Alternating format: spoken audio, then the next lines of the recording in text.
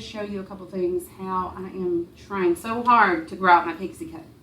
I have had some shape or form of a pixie for 8 years, and I will insert a photo and show you like close to early on when I first started getting it done. And it's just one of those things like where once I got it cut so short, I was in love. And because my hair is baby fine. And the thing with my hair is every time I've ever tried to grow it out, I've tried to grow it out one length and then cut layers back into it. But I get to like here and it looks like a mushroom. So you can see now when I kind of wear it straight, which I don't have any product in it right now. Echo's been good about keeping me some little like loose, textured, disconnected layers in here to kind of get me started in that. And this part right here, I know it's blunt, but I literally have this much hair between my ear and the front of my face. So if we texturize that, it's going to look like strings. So I need this bluntness to come on down to where I want my length eventually. So we can't over texturize that or I'll want to cut it back off. So anyway, this is day one. Wash my hair, blow dried it, and I usually put a little bit of hairspray and just kind of amp it up a little bit, kind of wear it like just PC, rock starry, whatever you want to call it.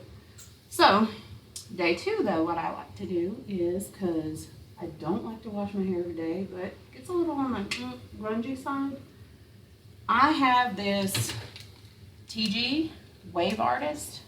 I love this thing, and it looks huge for my short little hair, but I do not use a flat iron on my hair because my hair is so bleached out that flat irons tend to get a little bit too hot, and if you're not exactly level on what temperature your hair needs to be on, you will burn the ends of your hair, the protein in there, and there's no coming back from that. It has to be cut off. So all I do, guys, is kind of keep my bangs out, kind of like the way they fringe around my face. I just take this section and make sure that the dippy part's pointed backwards. Oh, I forgot to tell you guys, put a little bit of heat protectant on your hair. Forgot that part. I preach that all the time, but definitely put heat protectant on your hair. And around your ears is a little trickier. I just kind of like lean my head out and just get a little dip in there, just to give it a little bit of texture. And then I always have to check myself because I'm not the best person in the mirror doing things on myself. And I'm always backwards. I'm one of those people that just misses their whole entire head. And I just hold it a few seconds. See, it's just gonna give it a little bit of bend. And that's it. And then I just keep working my way around my whole head. And I'll kind of lift up at my root.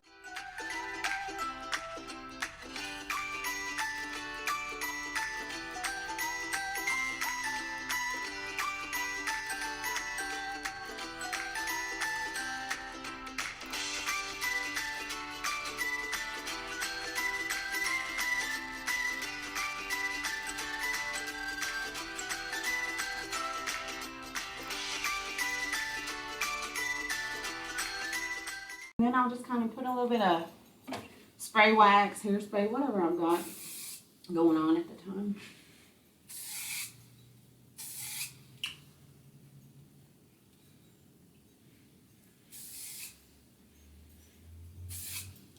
And that's that for the day. You're seeing that where we insert the photo of what I'm trying to go for? This really is almost the look. It's just going to be longer, I'm hoping, again, if I can make it. And then just for a little bit of added something, keep my bangs out if I want. Sometimes I just leave it loose most of the time. Honestly, y'all, headbands hurt my head. I'm kind of a wuss like that. But I can make it through a short day with the headband in.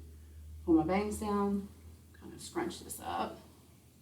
And this will be like my day 3 hair because I can make it 3 days if I kind of scrunch it and go. And I can make this as wild as I want to on day 3. To hide the, dirtiness. But way back when I tried to grow my hair out, not so much anymore because of my forehead wrinkles, I would take and do like one of these little side twists with a bobby pin, something like that, with it kind of messy and good. But again, we don't do that anymore. I like my bangs. As we say, poor girls Botox, right? So, wish me luck, guys. I think I started growing it out early fall was when I kind of got the idea. So, hopefully by the end of summer, I'll be where I want to be. Thanks, guys. Echo, let me ask you this. What do you feel like in your marriage that puts the biggest strain on you guys? Oh, well, okay. Like, icky feelings, because I don't have a good vocabulary between us. Because when a situation arises, he handles it this way, I say you should have done it that way, or vice versa. And, then there's like, there's icky feelings for a while. Right. Yeah. I've said that once the kids are grown, the only thing we'll ever argue about is what to watch on TV. That is it, y'all. He and I are truly best friends. We've known each other since way back when. But guess what we did? We had 2 Leo children too. Oh, yeah. So some people don't really believe in astrology, but some people, are firm believers. But we're all very, very strong-willed people and love to be right and want everything their way. As a baby, everything seems much more dramatic. As a first-time mom, I was always convinced she was dying. And as a dad, he was just like, she's fine. Her head could have been swelling 3 times its normal size. And I'd be like, it's fine. Just like throw some baby powder on it. It'll pass. But at some point, I had to just I would walk in the door on a Saturday night when he had been there with her for 10 or 11, 12 hours. And I would hear her screaming bloody murder or crying. And I had to get to the point where I was just like, she's crying, so she didn't die today. Right. He didn't die. Nobody died.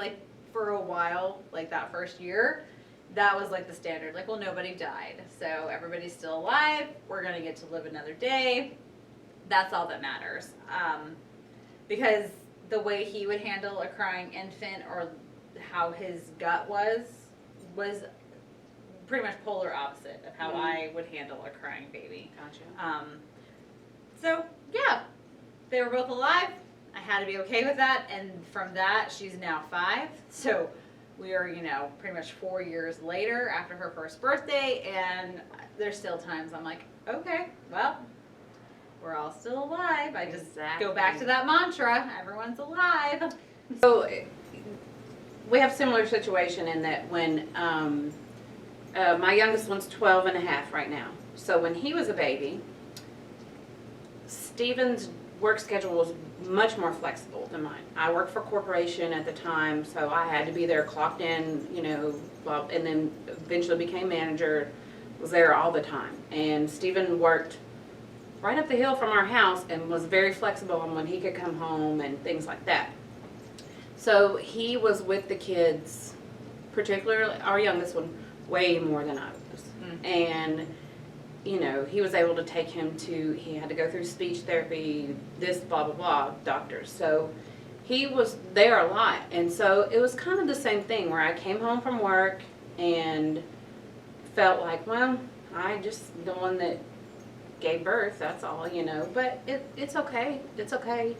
And not that I handed everything over to him, but at the same time, I felt like when I was there, I had to be more present, if that makes sense. That I was the one to come home and be like, oh, I missed you and this and that, and more love and affection, and where he was really around them more to for the structure and things like that, where I had been that way with my older kids because I was able to stay home with them, and then everything changes over the years and you can't stay home anymore, but all the working moms. Biggest strain on us, but you that was a perfect thing right there but they pull us together too. Oh God, yeah. I had 5 out of 6 of my kids at my house yesterday for 2 of them's birthday. We tried really hard to get all 6 together.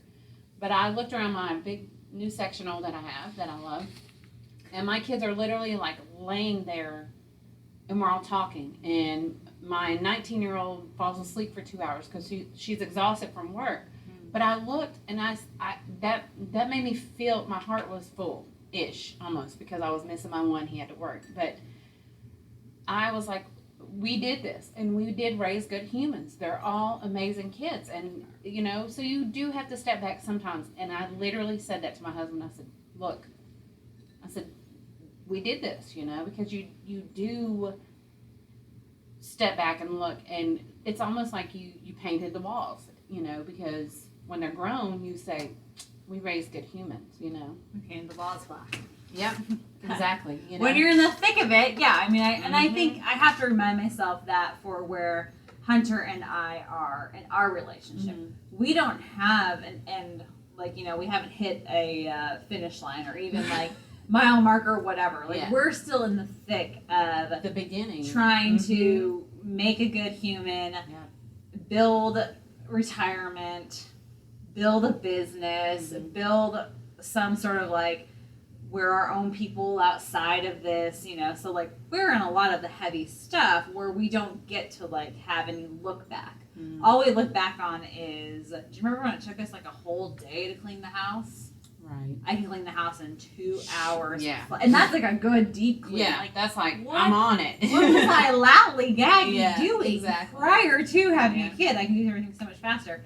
But I think that's a point that you have to, like, how you guys are saying, like, those kids, like, they bring you together in the sense of, like, look how we did this. We have created 6 good humans, and her 6 humans range from, the grayscale, like from white to black, and all of the different thoughts in between. Exactly. Like, they're all very unique and have unique thoughts, and will put their different marks on the world. We have our one mark. We're going to see how that turns out. But again, at the end of the, like, you're able to look back and be like, we did this over the course of years. We're able to get to dinner every night with our little, family and just say, like, all right, well, we made it through another day. We learned some things about each other.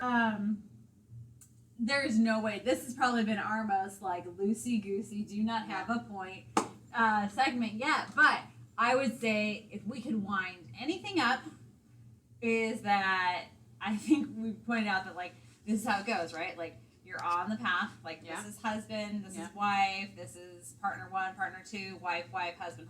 I don't care. We all have these things.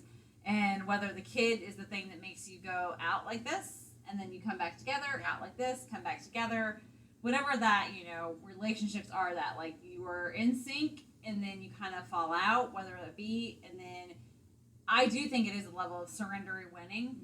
Maybe that's just language in my head, but it's like, okay, I'm going to give in, because it really doesn't matter at the end of the day.